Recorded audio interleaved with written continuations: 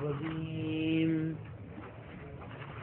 بسم الله الرحمن الرحيم، والصلاة والسلام على أشرف الأنبياء والمرسلين محمد وعلى أهل بيته الطيبين الطاهرين. ما يشتغل الجهاز؟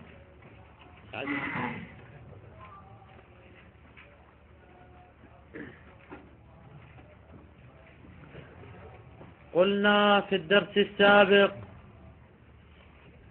إن الوضع التعييني على نوعين: إما وضع تعييني ابتدائي، وإما وضع تعييني استعمالي. وركزنا الكلام في النوع الثاني، حيث قلنا إن المراد من الوضع التعييني الاستعمالي هو أن الشارع أو الواضع يستعمل اللفظ في معنى غير موضوع له، بنحو استعماله في المعنى الحقيقي، ويقصد الوضع وإنشاء العلقة الوضعية بنفس الاستعمال، كما لو قال ناولوني ولدي عليا، فهو بنفس هذا الاستعمال ماذا قصد؟ قصد الوضع. أو كقول الشيخ الأنصاري هذا من باب الحكومة، فبنفس الاستعمال يقصد الوضع. يعني قبل الاستعمال يوجد وضع أو لا يوجد وضع؟ لا يوجد وضع، وإنما الوضع ينشأ بسبب الاستعمال ومتأخر عن الاستعمال. ومن هنا قد يستشكل مستشكل فيقول: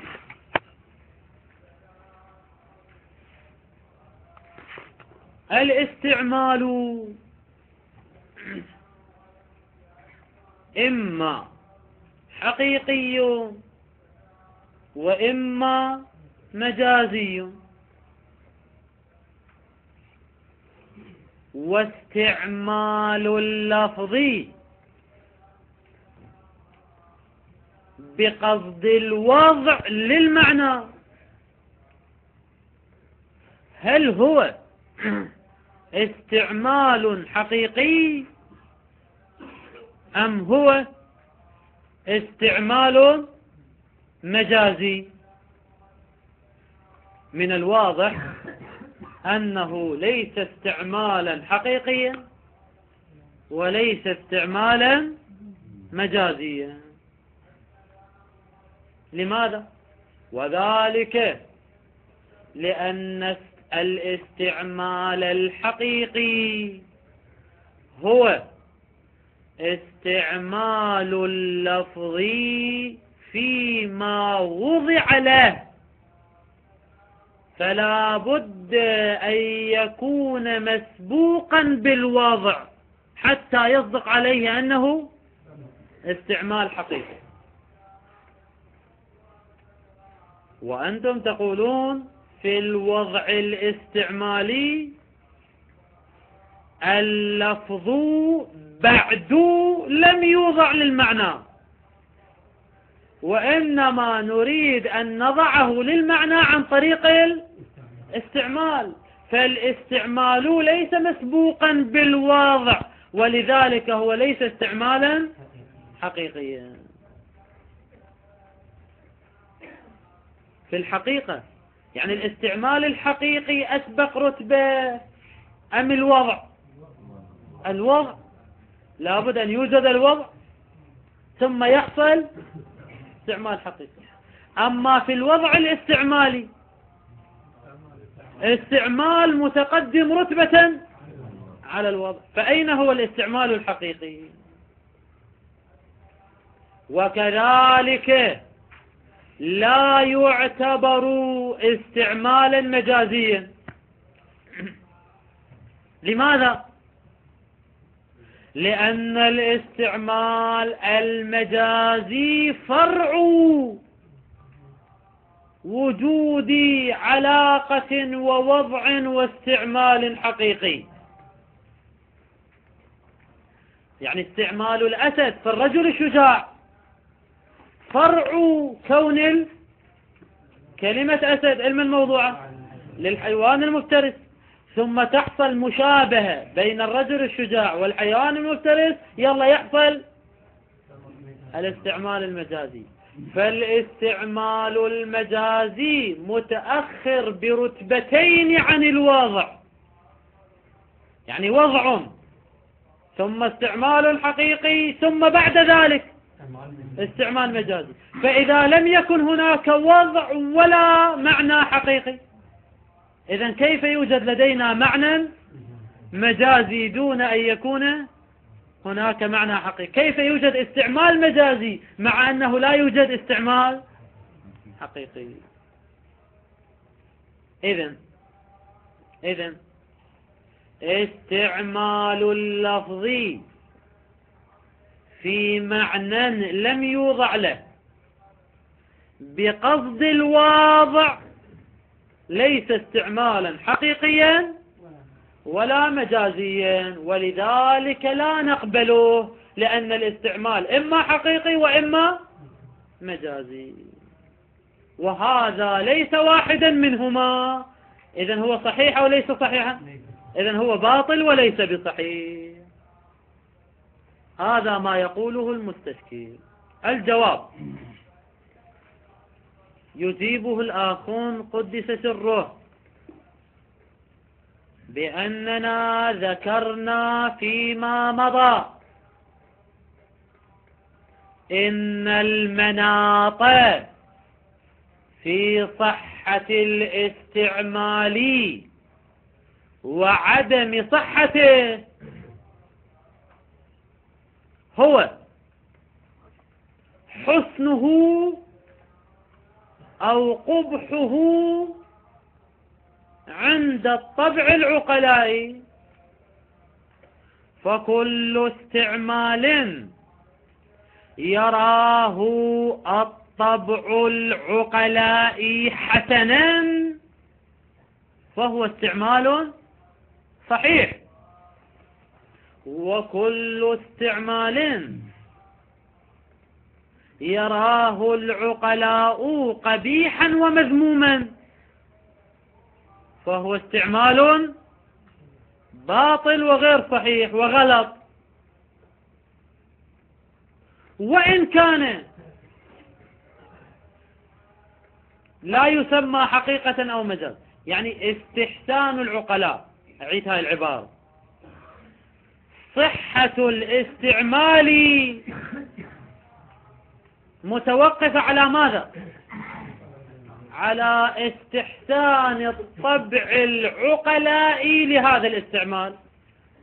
هسه سواء سميناه استعمال حقيقي أم سميناه استعمال مجازي أو لم نسميه لا حقيقي ولا مجازي، المهم هو استحسان العقلاء لهذا الاستعمال. ولا يوجد لدينا دليل عقلي ولا دليل نقلي على الحصر في الفردين. يعني ما عندنا حصر، إما استعمال حقيقي وإما استعمال، ما عندنا لا حصر عقلي ولا حصر شرعي. إذ لا العقل يدرك أن الاستعمال لابد أن يكون إما حقيقي أو مجازي، ولا الشرع والوحي المقدس قال الاستعمال إما حقيقي وإما مجازي. لا، الاستعمال صحيح متى؟ إذا حسنه الذوق العقلائي، سواء اسمنا حقيقي أم اسمنا مجازي أم لم يكن لا حقيقي ولا مجازي. المهم هو تحسين الطبع العقلائي. والنتيجة والوضع التعييني الاستعمالي والاستعمال بقصد الوضع هذا أمر عقلائي متعارف،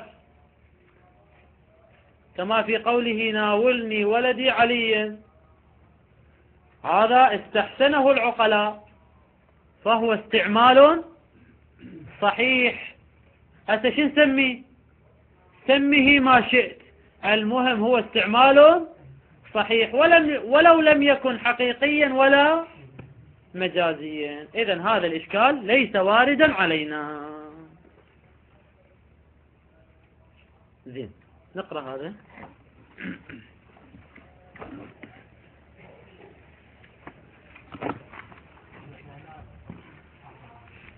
بلي شلون يعني توسع؟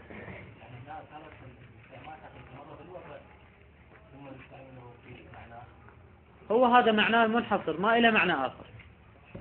الاستعمال الحقيقي منحصر بمعنى واحد، وهو استعمال اللفظ فيما وضع له، بينما في الاستعمال بقصد الوضع استعمال اللفظ في غير ما وضع له، كما قلنا في الدرس السابق في غير موضوع له.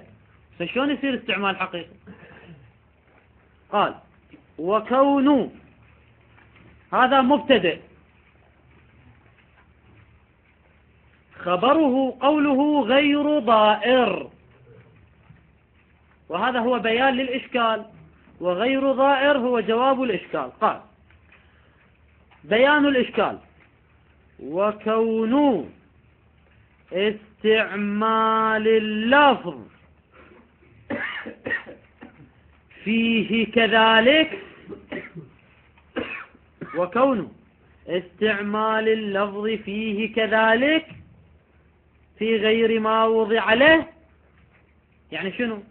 استعمال اللفظ في غير الموضوع له كذلك، يعني شنو؟ يعني بقصد الوضع عن طريق هذا الاستعمال. فكأنه يقول، تقدر تبدل العبارة، شو تقول؟ وكون استعمال اللفظ في معنى غير موضوع له بقصد الوضع. كون هذا الاستعمال ليس حقيقيا ولا مجازيا، هذا يضر أو لا يضر؟ الجواب لا يضر. كون استعمال اللفظ في غير المعنى الموضوع له أو في غير موضوع له كاستعماله في الموضوع له مع قصد الحكاية بالوضع، يعني بنفس اللفظ ومجردا عن القرينة، هذا غير ضائر. خلنا أطبق لك العبارة تفصيلا. وكون استعمال اللفظ فيه، يعني في الوضع الاستعمالي، في الوضع الاستعمالي، هيك أرجع الضمير حتى العبارة تستقيم. وكون استعمال اللفظ في هذا الوضع الاستعمالي كذلك، يعني شنو؟ يعني بقصد الوضع ودلالة اللفظ على المعنى بدون قرينة، يعني استعماله في المعنى كاستعمال اللفظ في المعنى الحقيقي، يعني بدون قرينة. زين، هذا اللفظ اللي استعملناه بهذه الطريقة وين استعملناه؟ في معنى موضوع له أو معنى غير موضوع له؟ في غير ما وضع له. طبعا قلنا الأدق شنو؟ الأدق في غير ما وضع له أو في غير موضوع له. بالدرس السابق قلنا في غير موضوع له، لأن بس تقول في غير ما وضع له قد يتبادر إلى ذهنك المجاز، لأن المجاز استعمال في غير ما وضع له. لا، نقول اللفظ استعمل في غير موضوع له في معنى غير موضوع له، يعني استعمال بلا وضع. وماذا تقصد منه؟ تقصد منه الوضع. زين هذا استعمال حقيقي لو مجازي؟ يقول إذا لم تراعي ما اعتبر في المجاز بلا مراعاة ما اعتبر في المجاز، اللي هو شنو اللي يعتبر في المجاز؟ وجود القرينة، بينما هنا نريد أن نكون شنو؟ بدون قرينة. فايش راح يصير بالنتيجة؟ فلا يكون بحقيقة، لأنه ليس ناشئا من الوضع، بل هو علة وسبب للوضع. ولا مجاز، ولا مجاز. لماذا ليس مجازا؟ لأن المجاز فرع المعنى الحقيقي، وإذا كان ماكو وضع فلا معنى مجازي. بعض ضيف لك شيء ثاني، وأن المجاز يحتاج إلى قرينة، بينما الاستعمال هنا بلا قرينة. إذن هو ليس استعمال حقيقي وليس استعمالا مجازيا. الجواب عن الإشكال: غير ضائر، هاي خبر كون، وكون استعمال اللفظ فيه كذلك بلا مراعاة كذا كذا غير ضائر. لماذا غير ضائر؟ بعدما كان هذا الاستعمال مما يقبله الطبع ولا يستنكره. إذن المقياس ما هو؟ استحسان الطبع، وهذا تقدم بيانه في الأمر الثالث وفي الأمر الرابع، حينما تكلمنا عن استعمال اللفظ إذا قصد به نوعه أو صنفه.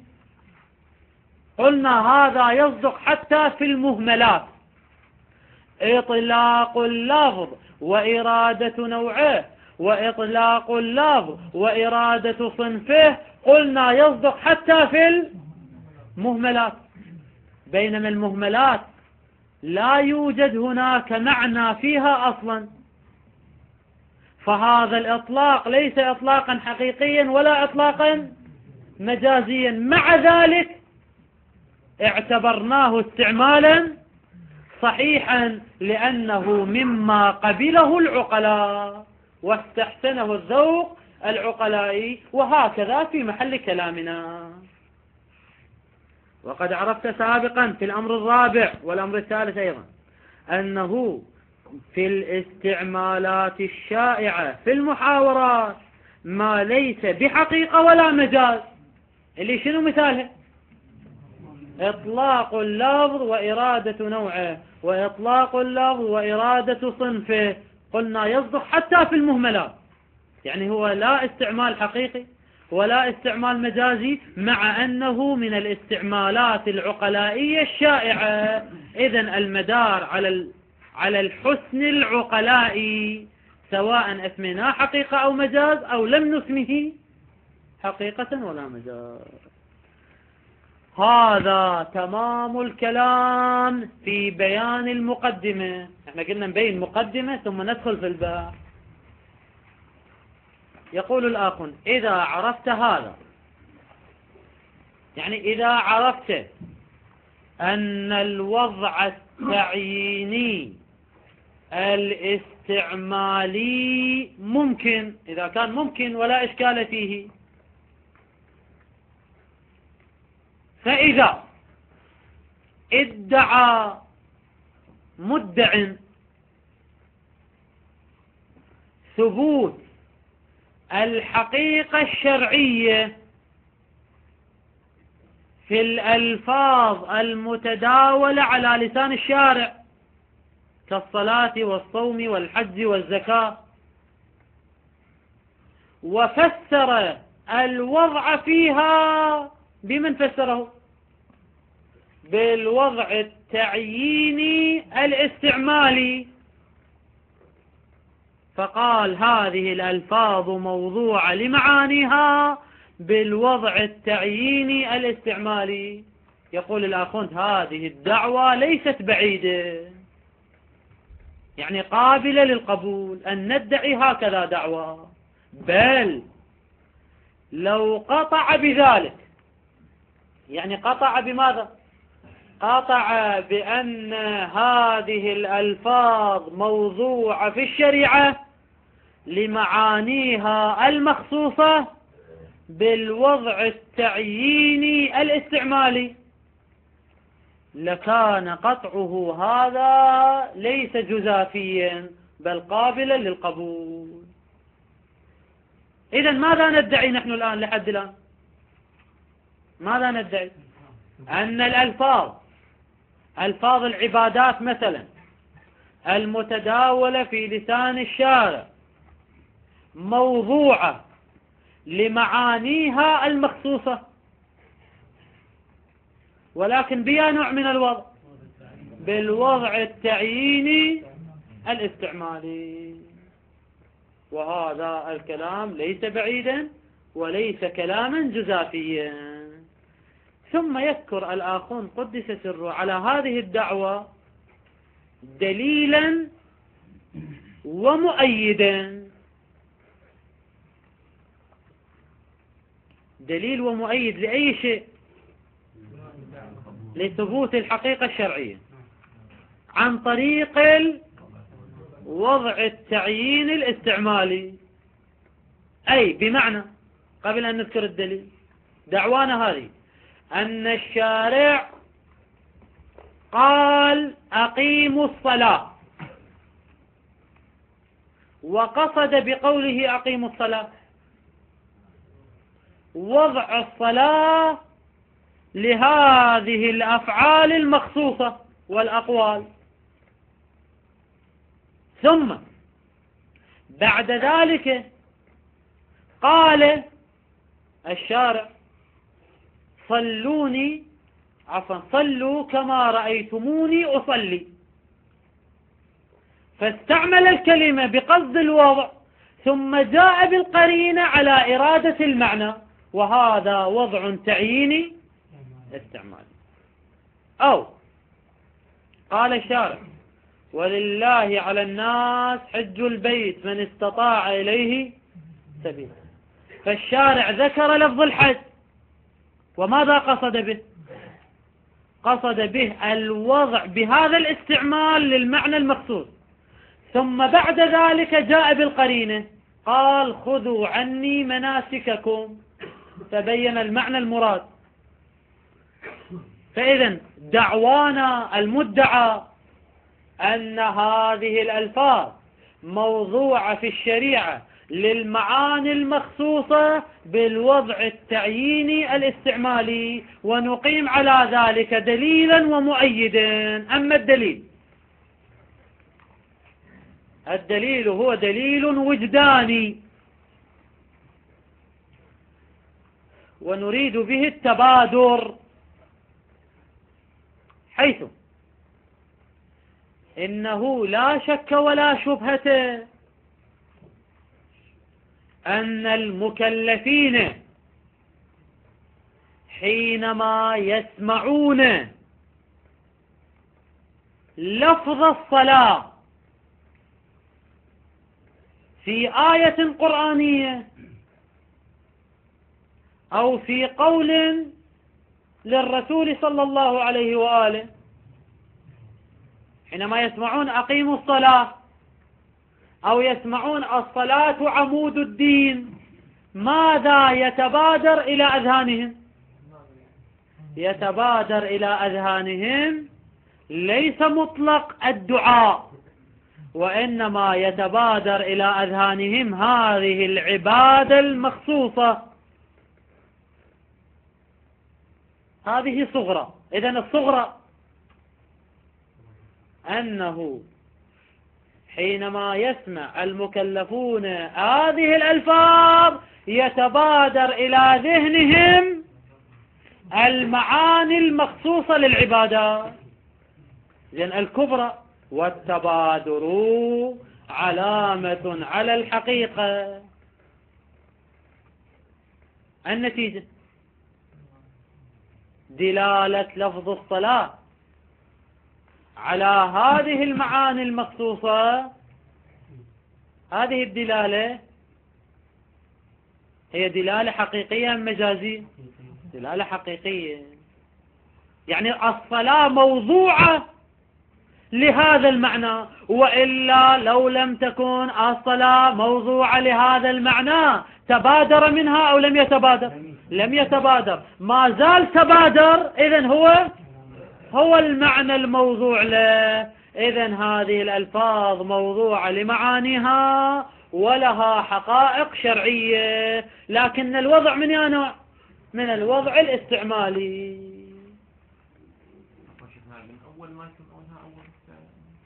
المدعي الآخوند يقول هذا الكلام. هذا هو الدليل على ثبوت الحقيقة الشرعية عن طريق الوضع الاستعمالي. الدليل إذن ما هو؟ هو التبادر. ولكن أشكلوا على هذا الدليل بعدة إشكالات. الإشكال الأول: أيها الآخون، من قال لك إن التبادر الموجود عندنا الآن حين سماع هذه الألفاظ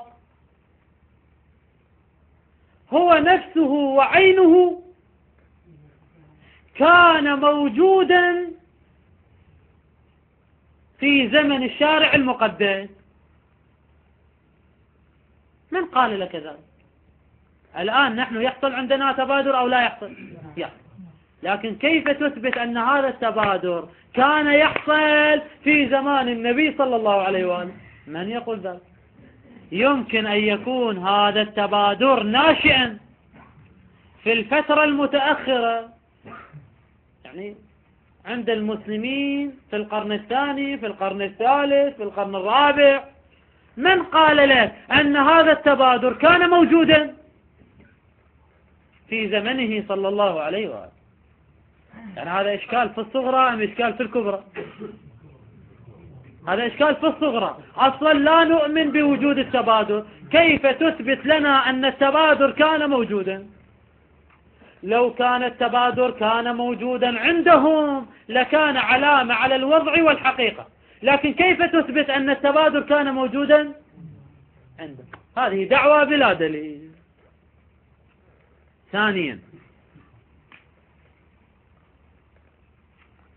التبادر كما قلنا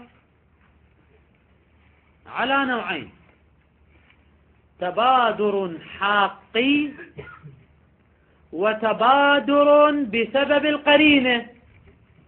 تقدم هذا. إذن أيهما علامة الحقيقة؟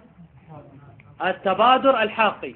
أما التبادر مع القرينة فقد يصدق حتى في الاستعمالات المجازية.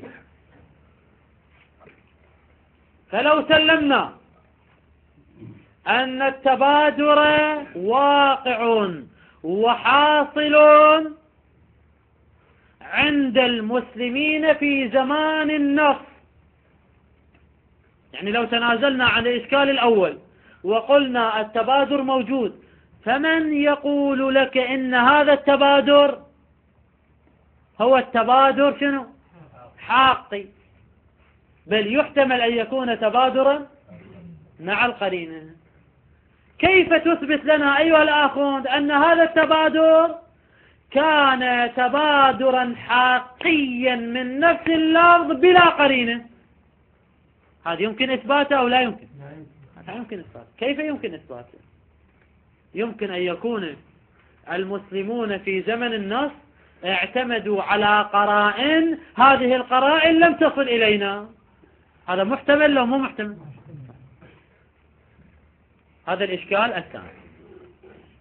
الإشكال الثالث: لو تنازلنا عن الإشكال الأول والإشكال الثاني وسلمنا، بماذا سلمنا؟ بوجود التبادر عند المسلمين في زمن النص، وكان تبادرا حقيا وليس ناشئا من القرينة. مع ذلك الدليل أعم من المدعى، لأنه ما هو المدعى؟ لأن المدعى هو الوضع التعييني الاستعمالي،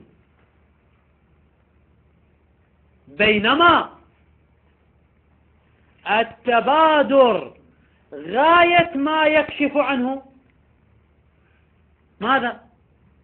التبادر يكشف عن ماذا؟ عن أصل الوضع.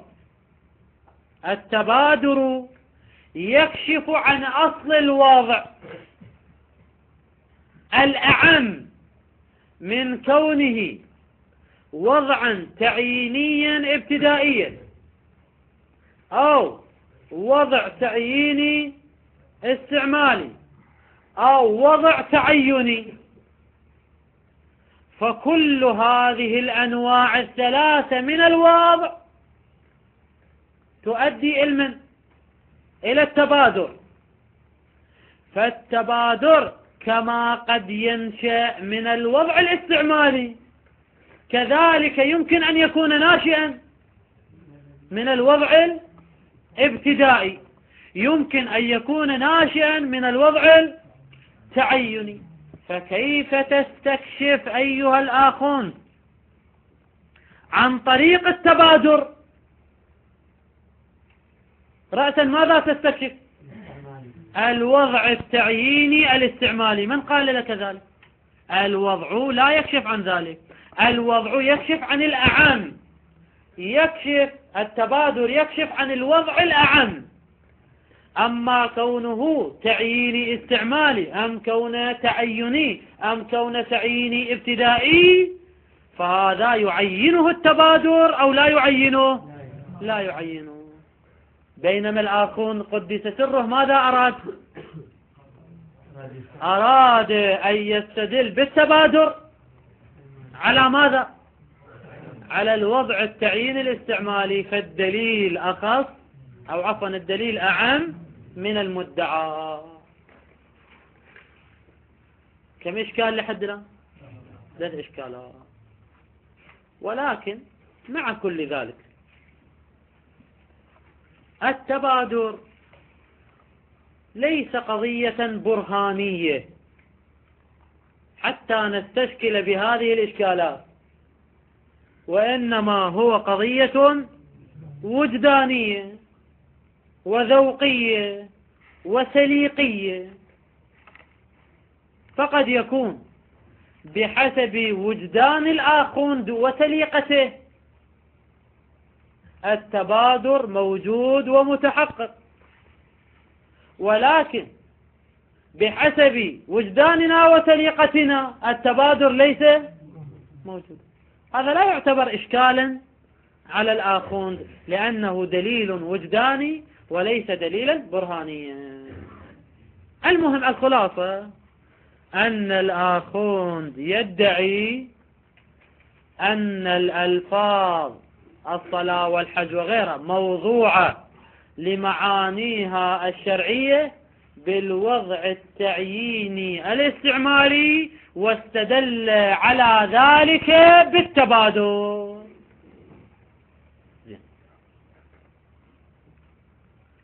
هذا أولا. نقلنا الآخوند ماذا يفعل؟ دليل ومؤيد. هذا الدليل. أما المؤيد سنطبق العبارة ثم نرجع للمؤيد. قال إذا عرفت هذا، يعني ماذا عرفت؟ أن الوضع التعييني الاستعمالي ممكن أم غير ممكن؟ ممكن. ولذلك أسمينا هذا البحث بالبحث الثبوتي، يعني عن أصل إمكان الوضع التعييني الاستعمالي أو عدم إمكانه. الآن بعد أن انتهينا من الوضع الثبوتي نأتي إلى الوضع الإثباتي، البحث الإثباتي. إذا عرفت هذا فدعوى الوضع التعييني يا تعييني الاستعمالي، فدعوى الوضع التعييني الاستعمالي في الألفاظ المتداولة في لسان الشارع كألفاظ العبادات صلاة صوم حج زكاة، وألفاظ المعاملات كالبيع والمضاربة والمزارعة والعقود والإيقاعات والطلاق، وكل هذه الألفاظ لو ادعي أنها موضوعة لمعانيها بالوضع التعييني الاستعمالي يقول هذه الدعوة قريبة جدا. فدعوة، كلمة فدعوة مبتدئ، خبرها قريبة جدا. طبعا المراد من قوله هكذا يعني بالوضع الاستعمالي. أعيد لك تطبيق العبارة سريعا. فدعوة هذا مبتدئ، فدعوى الوضع التعييني في الألفاظ المتداولة في لسان الشارع هكذا. يعني شنو هكذا؟ يعني الوضع التعييني الاستعمالي. يقول هذه الدعوة قريبة جدا، بل أزيد من ذلك، ومدعي القطع به بمن؟ بالوضع التعييني الاستعمالي غير مجازف قطعا. إذن الآخذ يقبلها أو ما يقبل هذه الدعوة؟ لحد الآن يقبلها. زين. ويذكر دليل ومؤيد ويدل عليه. على ماذا يدل عليه؟ على الوضع التعييني الاستعمالي. تبادر المعاني الشرعية المخصوصة منها من هذه الألفاظ. ويدل عليه تبادر المعاني الشرعية من هذه الألفاظ في محاورات الشارع. في محاورات الشارع ماذا يتبادر من هذه الألفاظ؟ المعاني المخصوصة، والتبادر علامة الحقيقة. إذن هي موضوعة لهذه المعاني. هذا الدليل. المؤيد. أما المؤيد فيقول لا شك ولا شبهة أن الشارع استعمل هذه الألفاظ في معانيها الشرعية المخصوصة، ولكن السؤال ما هو نوع هذا الاستعمال؟ يعني حينما نسمع الشارع يقول أقيموا الصلاة، ماذا نفهم؟ نفهم أن المراد هي الصلاة المخصوصة بمعناها المخصوص. لكن هذا الاستعمال من يا نوع؟ توجد عدة احتمالات. الاحتمال الأول احتمال الوضع التعييني الابتدائي، وشرحنا المراد بالوضع التعييني الابتدائي. وهذا الاحتمال باطل جزما، لأن الوضع التعييني الابتدائي أسميناه، شنو أسميناه إلى تسمية ثانية؟ الصريح الواضح. يقول أيها الناس وضعت هذا اللفظ لهذا المعنى، ولو كان الشارع المقدس قد وضع لفظ الصلاة والصوم والحج بهذه الطريقة، يعني بطريقة الوضع الابتدائي الصريح، لنقل إلينا في الآيات والروايات، ولكنه لم ينقل إلينا. إذن لا يوجد وضع ابتدائي صريح. هنشكل قياس استثنائي. لو كان وضع هذه الألفاظ لمعانيها بالوضع التعييني الصريح لنقل إلينا بكثرة،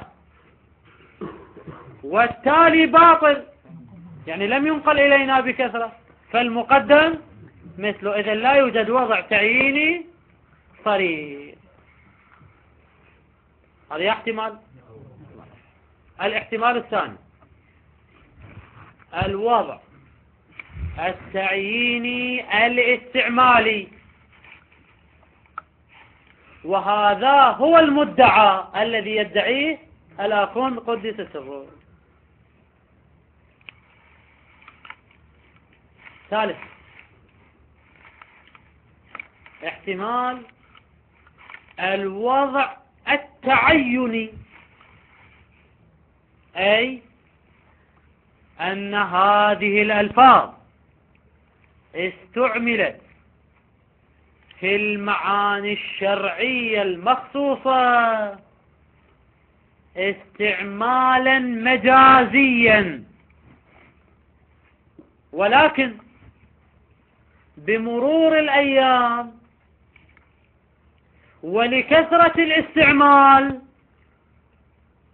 تحول هذا الاستعمال من كونه مجازيا إلى حقيقي، وذلك لحصول الوضع التعيني بسبب كثرة الاستعمال. لكن متى حصل الوضع التعيني؟ لا في زمن الناس بعد فترة من الاستعمال، لكن حصل في زمن الناس. هذا الاحتمال الثالث. الاحتمال الرابع ان هذا الوضع حصل في الفترة المتأخرة عن زمن الناس، يعني حصل عند المسلمين لكن ليس في زمن النبي صلى الله عليه وآله. يعني حصلت كثرة استعمال في القرن الأول، في القرن الثاني الهجري، وصار الوضع التعيني أو غيره، المهم صار وضع يعني. لكن في الفترة المتأخرة اللي عبرنا عنه سابقا بالحقيقة المتشرعية، يعني على نحو الحقيقة المتشرعية. إذن كم احتمال؟ الوضع التعييني الابتدائي، الوضع التعييني الاستعمالي، الوضع التعيني الحقيقة المتشرعية. الأول أبطلناه، فقد بقت عندنا؟ لا، نقول أما الثالث والرابع. الثالث والرابع ماذا يقتضي الاحتمال الثالث؟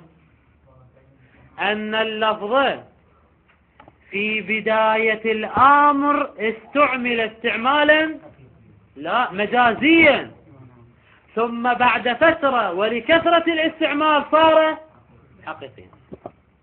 وهكذا في الاحتمال الرابع، أن اللفظ في زمن الناس استعمل استعمالا مجازيا، ولكن بعد زمن النص صار الاستعمال. إذن المهم على كلا الاحتمالين، يا احتمالين الوضع التعيني والحقيقة الشرعية، على كلا الاحتمالين بداية الاستعمال كان استعمالا مجازيا. والاستعمال المجازي يحتاج إلى وجود قرينة، هذا أولا. وثانيا يحتاج إلى علاقة مشابهة بين المعنى المجازي والمعنى الحقيقي، وإلا لو لم تكن هناك علقة مشابهة يصح الاستعمال المجازي أو لا يصح؟ لا يصح. إذن بناء على الاحتمال الثالث والرابع، لفظ الصلاة استعمل في العبادة المخصوصة في بداية الأمر استعمالا مجازي، بينما نحن لو دققنا في هذه الألفاظ كالصلاة والصوم والحج، فإننا لا نرى علاقة بين معانيها الشرعية المخصوصة وبين معانيها اللغوية.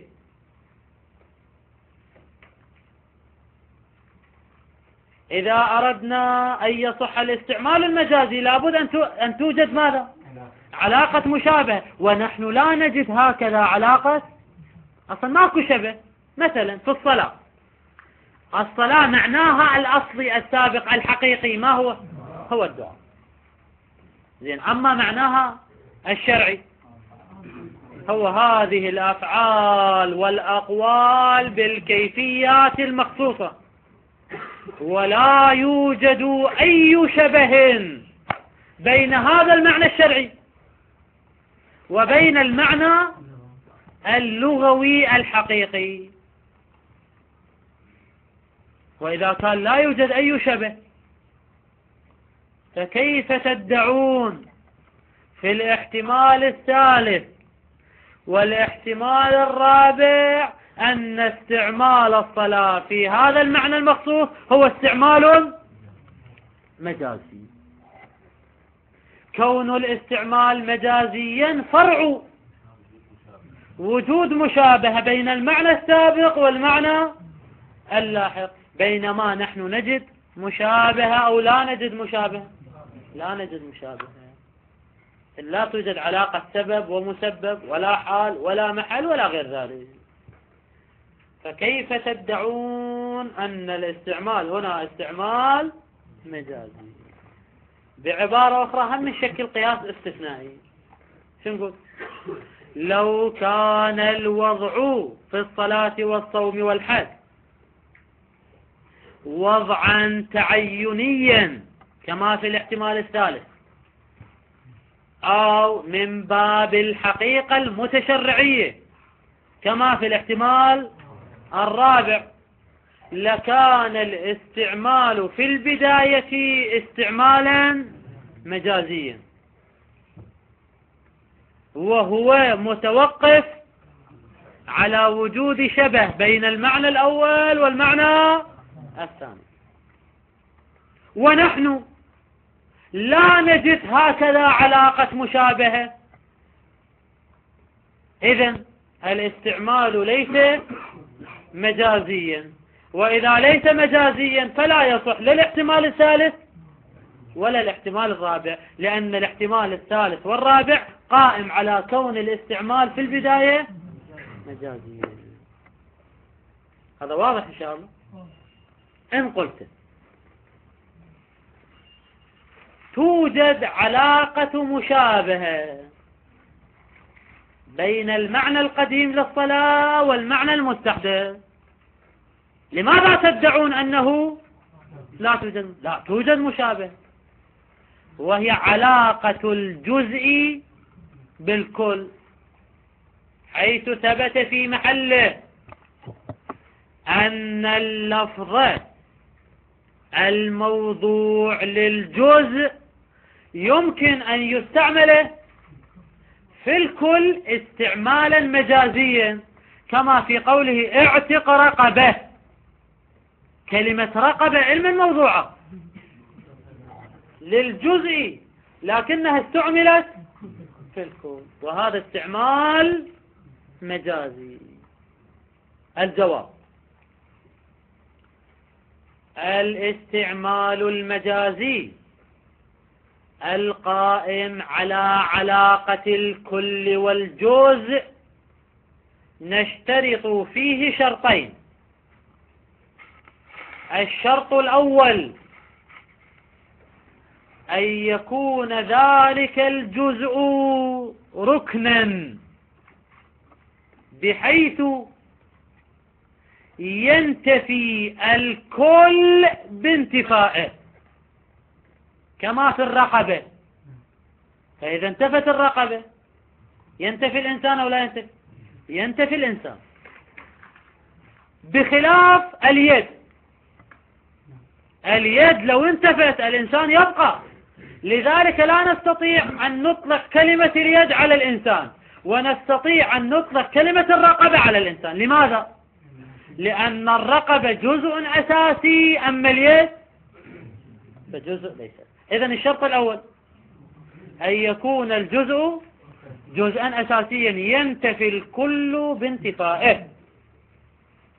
الشرط الثاني أن يكون الكل مركبا حقيقيا وليس مركبا اعتباريا. في جسد الإنسان، جسد الإنسان مركب حقيقي خارجي،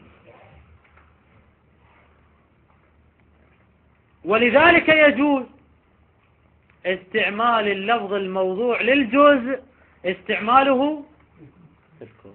إذا ماذا نشترط؟ أعيد لك الشرطين. الشرط الأول أن يكون الجزء أساسيا. الشرط الثاني أن يكون المركب وهو الكل حقيقيا. وكلا الشرطين منعدم في محل كلامنا، وذلك لأنكم ماذا تدعون؟ تدعون أن الدعاء جزء من الصلاة. الصلاة معناها الحقيقي ما هو؟ الدعاء، والدعاء جزء من هذه الأفعال المخصوصة، ولذلك نطلق التسمية الثابتة للجزء وهو الدعاء حيث اسمه الصلاة، نطلقها على الكل المتكون من الركوع والسجود وغير ذلك. هذه الدعوة، وهنا هذه الدعوة باطلة، لأنه لا الشرط الأول متوفر ولا الشرط الثاني. أما الشرط الأول فلأن الدعاء أصلا ليس واجبا في الصلاة، بل هو مستحب، وحتى لو كان واجبا فهو جزء غير ركني، واجب غير ركني، ولذلك لا تنتفي الصلاة بانتفائه، ولذلك هو ليس جزءا أساسيا، فاختل الشرط الأول. وكذلك يختل الشرط الثاني، لأن الصلاة المخصوصة المعنى الشرعي للصلاة الكل من الركوع والسجود مركب اعتباري أم مركب حقيقي؟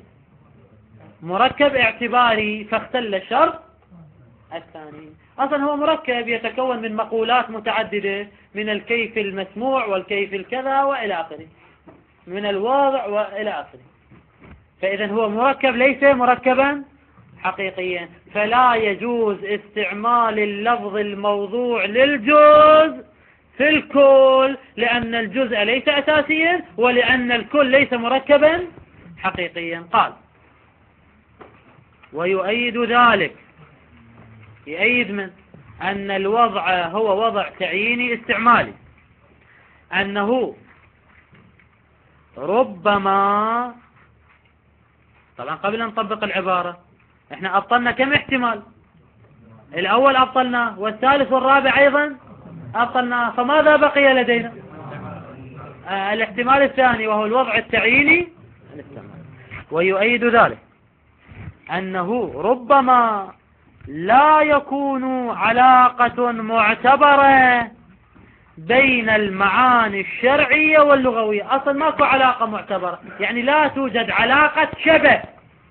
مقصودة من العلاقة يا علاقة الشبه المصححة للاستعمال المجازي، أنه ربما لا تكون علاقة معتبرة بين المعاني الشرعية والمعاني اللغوية.